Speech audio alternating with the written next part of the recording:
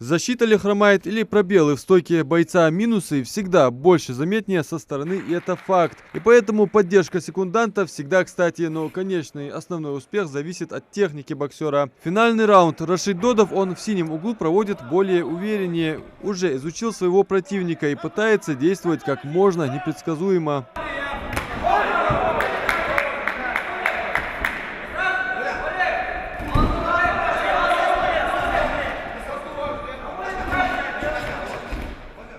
Спортсмен из Малгобека тренируется 10 лет, 6 из которых он активно выступает на различных соревнованиях. То ли опыт, то ли непреодолимое желание выйти в финал. Рашид выигрывает у своего оппонента.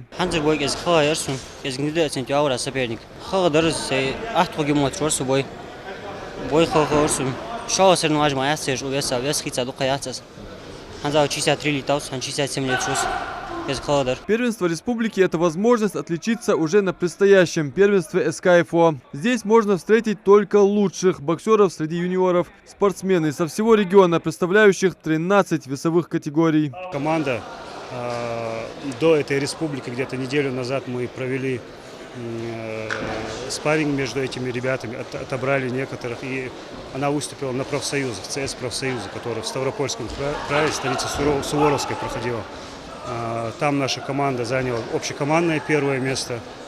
Лучшим боксером у нас там Плиев был признан, Плиев Рахим, 71 килограмм.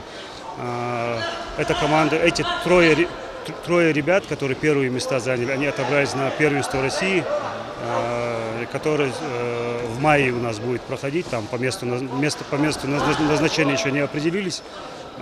Будет проходить Россия.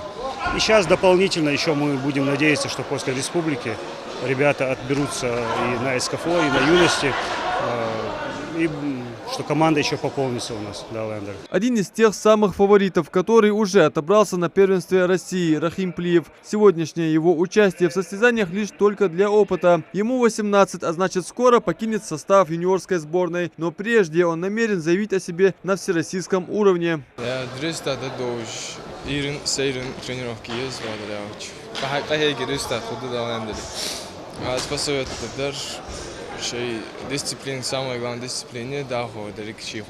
Через несколько минут выход Рахима на ринг. Проведя один раунд, звучит секундантский отказ со стороны его оппонента. Единогласным решением судей Рахим одерживает победу.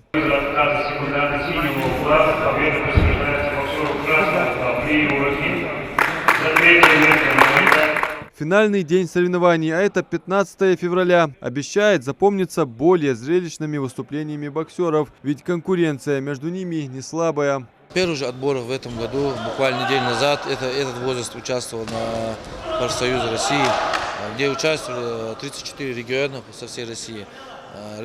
Наша команда Ингушетия заняла первое место общекомандное.